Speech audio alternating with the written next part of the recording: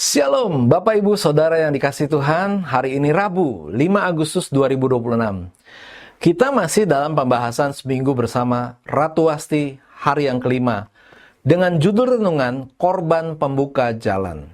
Firman Tuhan kami ambil dari Ester 2 ayat 8. Setelah titah dan undang-undang raja tersiar dan banyak gadis dikumpulkan di dalam benteng Susan di bawah pengawasan Hegai, maka Ester pun dibawa masuk ke dalam istana raja, di bawah pengawasan Hegai, penjaga para perempuan. Tragis, itulah yang dialami Ratu Wasti. Jabatan dan kehormatan hilang dalam sekejap. Karena secara moral dan etika, Ratu Wasti berada di pihak yang benar. Maka bisa dikatakan bahwa dia adalah korban. Menarik, bahwa pengorbanan Ratu Wasti ini berdampak positif bagi seorang wanita lain yang bernama Ester. Jalan Ester menuju singgasana. Siapa Ester? Tidak ada yang kenal sebelum kisah kesuksesannya ini. Alkitab mencatat bahwa dia adalah seorang Yahudi, bangsa pilihan Tuhan yang saat itu dalam keadaan terpuruk. Mana ada yang memperhatikan Ester, tapi Tuhan memperhatikannya. Kesempatan yang diterima Ester dan juga wanita-wanita lain adalah karena adanya dekrit raja. Sebuah dekrit kerajaan yang tidak dapat dicabut, dikeluarkan, yang melarang Ratu Wasti berada di hadapan raja dan menyatakan bahwa posisi kerajaannya akan diberikan kepada wanita lain yang lebih baik darinya.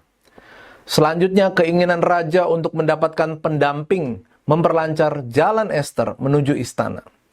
Dikatakan, setelah titah dan undang-undang raja tersiar dan banyak gadis dikumpulkan di dalam benteng Susan di bawah pengawasan Hegai, maka Ester pun dibawa masuk ke dalam istana raja, di bawah pengawasan Hegai, penjaga para perempuan.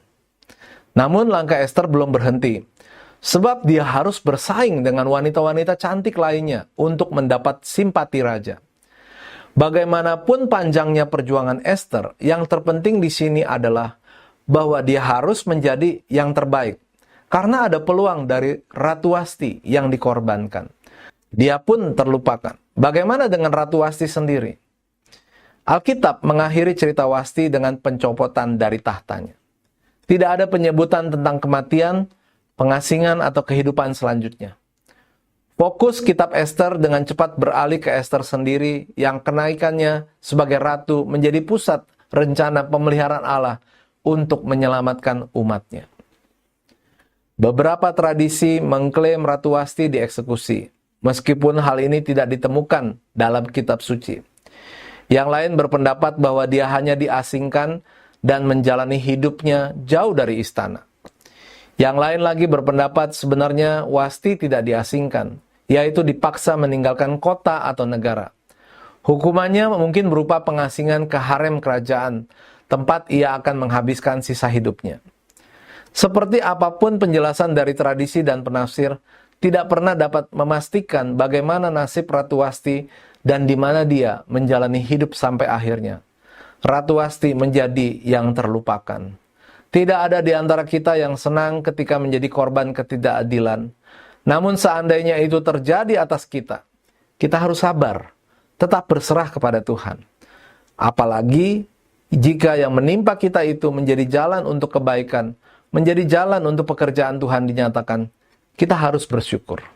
Ikuti teladan Paulus. Aku menghendaki saudara-saudara, supaya kamu tahu bahwa apa yang terjadi atasku ini justru telah menyebabkan kemajuan Injil. Filipi 1 ayat 12. Kata-kata bijak pada hari ini. Penderitaan yang kita alami bisa menjadi jalan untuk pekerjaan Tuhan yang lebih besar. Bapak Ibu, mari kita akan berdoa.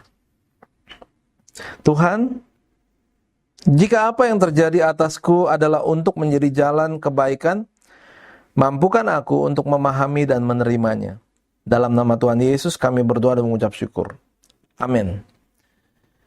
Puji Tuhan, demikianlah renungan hari ini. Selamat beraktivitas, Tuhan Yesus memberkati.